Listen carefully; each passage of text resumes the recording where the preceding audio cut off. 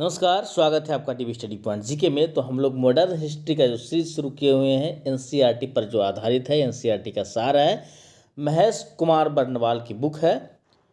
उसी से हम लोग जो चैप्टर उठा रहे हैं उसी सीरीज को आगे बढ़ाते हुए आज का टॉपिक है सांस्कृतिक और सामाजिक सुधार आंदोलन।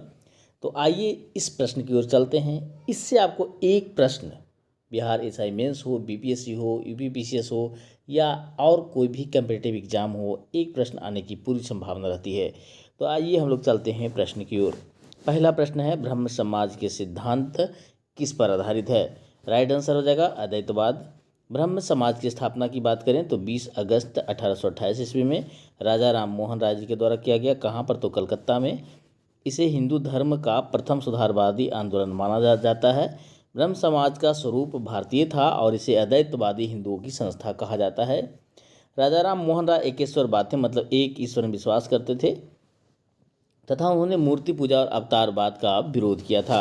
उनके उपदेशों का सार सर्वधर्म समभाव था, मतलब सभी धर्मों के प्रति समान भाव।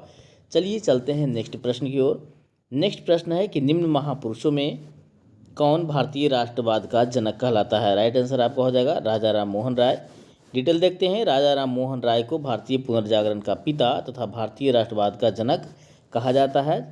इन्होंने तत्कालीन हिंदू समाज में व्याप्त बुराइयों को समाप्त करने के लिए 20 अगस्त 1828 को कलकत्ता में ब्रह्म समाज की स्थापना की थी। तो ये आपको डेट जरूर याद रखना है कि ब्रह्म समाज की स्थापना जो है वो कब हुआ? 20 अगस्त 1828 को। कहाँ पर हुआ? तो कलकत्ता में। ठीक है। मुगल शासक अकबर द्वितीय ने राजा राम मोहन को राजा की उपाधि दी थी। सामाजिक सुधार के क्षेत्र में राजा राम मोहन राय के प्रयासों के फलस्वरूप लॉर्ड बेंटिंक ने 1829 में सती प्रथा को प्रतिबंधित कर दिया था। नेक्स्ट प्रश्न देखते हैं, प्रार्थना समाज का संस्थापक कौन था? राइट आंसर यहाँ पर हो जाएगा आत्माराम पांडुरंग। ठीक है। प्रार्थना समाज की स्थापना बम्बई में केशव चंद्र सेन की प्रेरणा से 31 मार्च 1867 को हुआ। इसके संस्थापक डॉक्टर आत्माराम पांडुरंग थे। प्रार्थना समाज के द्वारा वृद्धि जैसे महत्वपूर्ण मुद्दे को उठाया गया तथा इसके द्वारा जाति प्रथा के भेदभाव को समाप्त करने का प्रयत्न किया गया। नेक्स्ट प्रश्न देखते हैं, स्वामी दयानंद सरस्वती ने आर्य समाज 1875 ईस्वी की स्थापना कहाँ की? राइट आंसर आपको हो जाएगा बम्बई। स्वामी दयानंद सरस्वती द्वारा 1875 में बम्बई में आर्य समाज की स्थापना की गई। बाद में 1877 में इसका मुख्यालय कहाँ? बम्बई से हटा के लाहौर कर दिया गया। आर्य समाज का जो प्रमुख नारा था वो था वेदों की ओर लौटो। उन्होंने अपने उपदेश का प्रचार आगरा से प्रारंभ किया तथा झूठे धर्मों का खंडन करने के लिए पाखंड खंडनी पताका फहराया। आर्य समाज ने छुआछूत जाति प्रथा का पूर्णतः विरोध किया, परंतु वर्ण व्यवस्था का वो समर्थन किया गया था आर्य समाज द्वारा। ठीक है। चलिए चलते हैं नेक्स्ट प्रश्न की ओर। नेक्स्ट प्रश्न है, एमसी सीतलवाड़, बीएन राव तथा अल्लादी कृष्ण स्वामी अय्यर प्रख्यात सदस्य थे। राइट आंसर हो जाएगा सर्वेंट ऑफ इंडिया सोसाइटी के। भारत सेवक संघ या सर्वेंट ऑफ इंडिया सोसाइटी की स्थापना कब हुई? तो 1905 में पूना में गोपाल कृष्ण गोखले द्वारा किया गया था। एमसी सीतलवाड़, बीएन राव तथा अल्लादी कृष्ण स्वामी अय्यर इसके प्रमुख सदस्य थे। गोखले का मानना था कि जब भारतीय शिक्षित होंगे तो उनका विकास होगा और साथ ही वे पश्चिमी शिक्षा प्रणाली से भी अत्यधिक प्रभावित थे। यद्यपि गांधी जी पश्चिमी शिक्षा प्रणाली के विचार से सहमत नहीं थे, इस बात का भी ध्यान रखना है। नेक्स्ट प्रश्न है, निम्नलिखित में से किसने 1872 ईस्वी में नेटिव मैरिज एक्ट को पारित कराने में महत्वपूर्ण भूमिका निभाई? राइट आंसर हो जाएगा केशव चंद्र सेन। 1872 ईस्वी में केशव चंद्र सेन के प्रयासों द्वारा पारित नेटिव मैरिज एक्ट ब्रह्म विवाह में लड़कियों के विवाह की न्यूनतम आयु 14 वर्ष रखी गई, लड़कों के लिए 18 वर्ष रखी गई। इस अधिनियम द्वारा बहुपत्नी प्रथा का जो है वो समाप्त कर दिया गया। नेक्स्ट प्रश्न है, 19वीं सदी के प्रसिद्ध पारसी समाज सुधारक कौन थे? Right answer Behramji M Malabari. 19वीं शताब्दी के प्रसिद्ध पारसी समाज सुधारक बहराम जी एम मालाबारी थे। इन्होंने बाल विवाह के विरुद्ध के फलस्वरूप 1891 में बाल विवाह को प्रतिबंधित करने वाला एक प्रस्ताव लाया, जिसे मालाबारी प्रस्ताव कहा जाता है। इसके परिणामस्वरूप एक अधिसूचना पारित हुई जिसे आयु सम्मति अधिनियम कहा गया, जिसमें 12 वर्ष से कम आयु की कन्याओं के विवाह पर प्रतिबंध लगा दिया गया। नेक्स्ट प्रश्न है, बहुजन समाज का संस्थापक कौन था? राइट आंसर है मुकुंदराव पाटिल। बहुजन समाज की स्थापना 1910 ईस्वी में सतारा में ज्योतिबा फूले के विचारों से प्रेरित होकर मुकुंदराव पाटिल एवं शंकर राव जाधव ने की। इसका उद्देश्य मुख्यतः कांग्रेस तथा ब्राह्मणवाद का विरोध करना था। कोल्हापुर के शाहू महाराज ने ब्राह्मण दरबारियों के साथ विवादों के कारण इस आंदोलन का समर्थन किया था। अगले प्रश्न है, पिछड़े वर्गों का उत्थान किसका मुख्य उद्देश्य था? राइट आंसर है सत्यशोधक समाज। 1873 में ज्योतिबा फूले ने पिछड़े वर्गों के उत्थान के लिए सत्यशोधक समाज की स्थापना की। इस आंदोलन का जो उद्देश्य था वो दलितों एवं निम्न जातियों के लोगों का कल्याण करना था। उन्हें समाज की जो मुख्य धारा है उससे जोड़ना था। इन्होंने स्त्रियों की स्थिति को सुधारने के लिए उनकी शिक्षा के लिए 1848 में एक स्कूल खोला। वे बाल विवाह विरोधी थे। ठीक है, चलिए आगे का प्रश्न है, निम्नलिखित युग्मों में से कौन सुमेलित नहीं है? यहाँ पर आपको मिलान करना होगा, यहाँ ऊपर देखते हैं। ठीक है, देखिए, राजा राम मोहन राय ब्रह्म समाज बिल्कुल सही है। स्वामी दयानंद सरस्वती आर्य समाज बिल्कुल सही। स्वामी विवेकानंद रामकृष्ण मिशन ये भी बिल्कुल सही। महादेव गोविंद रनाडे थियोसॉफिकल सोसाइटी ये गलत है। चलिए यहाँ पर राइट आंसर आपका डी हो जाएगा। ठीक है, आइए डिटेल देख लेते हैं। महादेव गोविंद रनाडे जो थे वो थियोसॉफिकल सोसाइटी से नहीं बल्कि वो प्रार्थना समाज से जुड़े थे। बाकी सारा का डिटेल आप लोग का सही था। नेक्स्ट देखते हैं कि निम्नलिखित में से कौन एक सही सुमेलित है? यहाँ पर देखिए, भारतीय ब्रह्म समाज लाला लाजपत राय बिल्कुल गलत। तत्बोधनी सभा केशव चंद्र सेन ये भी गलत। सत्यशोधक समाज देवेंद्रनाथ टैगोर ये भी गलत है। The servant of India society Gopal Krishna Gokhale ये आपका राइट आंसर हो जाएगा। ठीक है, चलिए इसका डिटेल देखते हैं। रनाडे के शिष्य गोपाल कृष्ण गोखले ने 1905 ईस्वी में सर्वेंट ऑफ इंडिया सोसाइटी की स्थापना की। देवेंद्रनाथ टैगोर ने 1839 में तत्बोधनी सभा की स्थापना की। भारतीय ब्रह्म समाज 1828 से राजा राम मोहन राय के द्वारा और सत्यशोधक समाज 1875 में ज्योतिबा फूले से संबंधित है। चलिए अगला प्रश्न है आपको, शारदा अधिनियम के अंतर्गत लड़कियों एवं लड़कों के विवाह की न्यूनतम आयु क्रमशः कितनी निर्धारित की गई थी? तो लड़कियों के यहाँ पर 14 वर्ष और लड़कों का 18 वर्ष, यानी कि राइट आंसर आपका होने वाला यहाँ पर है बी। ठीक है, चलिए यहाँ पर डिटेल देखते हैं कि डॉक्टर हरविलास शारदा के प्रयासों से सन 1929 में बाल विवाह निरोधक अधिनियम शारदा एक्ट अस्तित्व में आया। इस अधिनियम के अनुसार लड़कियों के विवाह की न्यूनतम सीमा 14 वर्ष रखी गई, लड़कों के 18 वर्ष।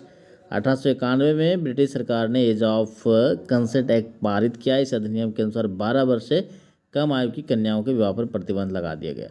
अगला प्रश्न है, निम्न में से किस वर्ग को सर्वप्रथम पश्चिमी सभ्यता ने प्रभावित किया? राइट आंसर शिक्षित हिंदू मध्यम वर्ग को। चलिए यहाँ पर है, सर्वप्रथम पश्चिमी सभ्यता ने शिक्षित हिंदू मध्यम वर्ग को प्रभावित किया। 19वीं सदी को भारत में धार्मिक एवं सामाजिक पुनर्जागरण की सदी माना गया। हीगल ने कहा है कि पुनर्जागरण के बिना कोई भी धर्म सुधार संभव नहीं। आधुनिक सामाजिक धार्मिक आंदोलन नवीन पाश्चात्य समतावाद, वैज्ञानिक मानसिकतावाद, तर्कवाद, मानवतावाद पर आधारित था। अगला प्रश्न है, किसने कहा कि भगवान अस्पृश्यता को सहन करते हैं तो मैं उन्हें कभी भगवान नहीं मानूंगा? बहुत इंपॉर्टेंट है, ये कहे थे बाल गंगाधर तिलक ने। यहाँ इसका डिटेल देख लेते हैं। बाल गंगाधर तिलक स्वतंत्रता आंदोलन के एक सक्रिय नेता थे। इन्हें प्राय लोक मानव, भारत का बेताज बादशाह आदि नामों से जाना गया है। तिलक अपने राष्ट्रवादी गतिविधियों में हिंदू धार्मिक क्रियाकलापों को महत्वपूर्ण स्थान देते थे, परंतु वे अस्पृश्यता एवं जातिवाद के विरोधी थे। अस्पृश्यता आंदोलन के लिए आयोजित एक कार्यक्रम में उन्होंने कहा था कि यदि भगवान अस्पृश्यता को सहन करें तो मैं भगवान को भी नहीं मानूंगा। अगला प्रश्न देखते हैं हम लोग, थियोसॉफिकल सोसाइटी की स्थापना किसने की थी? यहाँ पर राइट आंसर हो जाएगा मैडम HP ब्लावत्स्की ने।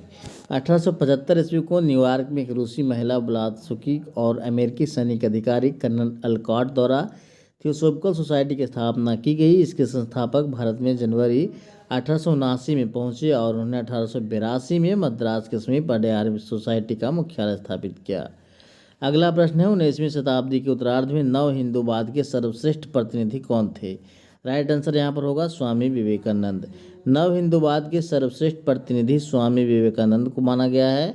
इन्होंने 1863 से 1902 ईस्वी तक रामकृष्ण परमहंस की शिक्षाओं को साकार करने और उसका प्रचार प्रसार करने तथा भारतीय दर्शन का साधारण भाषा में वर्णन करने का श्रेय इन्हें दिया जाता है। 1893 में सबसे इम्पोर्टेंट पॉइंट यहाँ पर आता है कि जब वो शिकागो गए थे विश्व धर्म सम्मेलन संसद को अटेंड करने, तब वे भारत की ओर से सनातन धर्म की व्याख्या की थी, तभी से ये ज़्यादा फेमस हुए थे। महाराष्ट्र ज़्यादा के मतलब एक तरह से पूरे विश्व में इतिहास रच दिए थे। अगला प्रश्न है, महाराष्ट्र के किस समाज सुधारक को लोकहितवादी कहा जाता था? राइट आंसर है गोपाल हरि देशमुख। यहाँ पर डिटेल देखते हैं। महाराष्ट्र के समाज सुधारक गोपाल हरि देशमुख, यहाँ पर डेट दिया गया, पेशे से न्यायाधीश थे, कार्यकाल का 1880 ईस्वी में गवर्नर जनरल को परिषद के सदस्य भी रहे। गोपाल हरि देशमुख राष्ट्रीय आत्मनिर्भरता के प्रतीक के रूप में हस्त निर्मित खादी वस्त्र पहनकर 1876 ईस्वी में दिल्ली दरबार में उपस्थित हुए थे। ज्ञान प्रकाश, इंदु प्रकाश लोकहितवादी के नाम से इन्हें जाना जाता है। नेक्स्ट प्रश्न है, कलकत्ता के सुप्रसिद्ध प्रेसिडेंसी कॉलेज पूर्व हिंदू कॉलेज की स्थापना किसने किया था? राइट आंसर है राजा राम मोहन राय। 1817 ईस्वी में कलकत्ता के सुप्रसिद्ध प्रेसिडेंसी कॉलेज यानी कि हिंदू कॉलेज की स्थापना राजा राम मोहन राय ने डेविड हेयर की सहायता से की थी।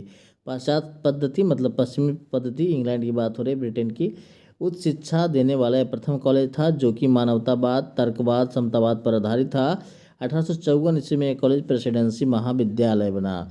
अगला प्रश्न है, रामकृष्ण मिशन की स्थापना किसने की थी? राइट आंसर यहाँ पर स्वामी विवेकानंद, जिनका ओरिजिनल नाम नरेंद्रनाथ दत्त भी था। 1897 ईस्वी में स्वामी विवेकानंद ने रामकृष्ण मिशन की स्थापना की। सर्वप्रथम मठ की स्थापना कलकत्ता के समीप बारानगर में की गई। तत्पश्चात बेलूर कलकत्ता में ही मिशन को स्थानांतरित किया गया। 1899 ईस्वी में अल्मोड़ा के मायावती नामक स्थान पर बेलूर मठ की एक शाखा अद्वैत मठ की स्थापना की गई। अगला प्रश्न है, राजा राम मोहन राय द्वारा स्थापित प्रथम संस्था कौन सी थी? यहाँ पर आत्मीय सभा है जो कि 1815 में ही बना था। यहाँ पर डिटेल देखिए, राजा राम मोहन राय ने वर्ष 1814-15 में कलकत्ता में आत्मीय सभा की स्थापना की। इस संस्था का उद्देश्य एकेश्वरवाद मतलब एक ईश्वर को मानना का मत का प्रचार करना और दर्शन एवं सामाजिक सुधारों पर चर्चा करना। वर्ष 1823 तक ये सभा निष्क्रिय हो गई। फिर 1839 में देवेंद्रनाथ टैगोर ने राजा राम मोहन राय के विचारों के प्रसार के लिए तत्वबोधिनी सभा की स्थापना की। तो इस टॉपिक का इतना ही प्रश्न है जो कि मुझे इम्पोर्टेंट लगा और ये वही प्रश्न उठाया गया जो इम्पोर्टेंट है और इसका डिटेल बहुत ही ज़्यादा इंपॉर्टेंट है। दिखने में आपको 20 क्वेश्चन है लेकिन आपको 50 से ज़्यादा कवर करेगा। उम्मीद करता हूँ ये वीडियो आप लोग को अच्छी लगी होगी। यदि आपको वीडियो अच्छी लगी तो वीडियो को लाइक कीजिए, चैनल को सब्सक्राइब करके बेल आइकन दबाना ना भूलें ताकि इस तरह का आपको इन्फॉर्मेटिव वीडियो मिलता रहे। तब तक के लिए थैंक यू, जय हिंद।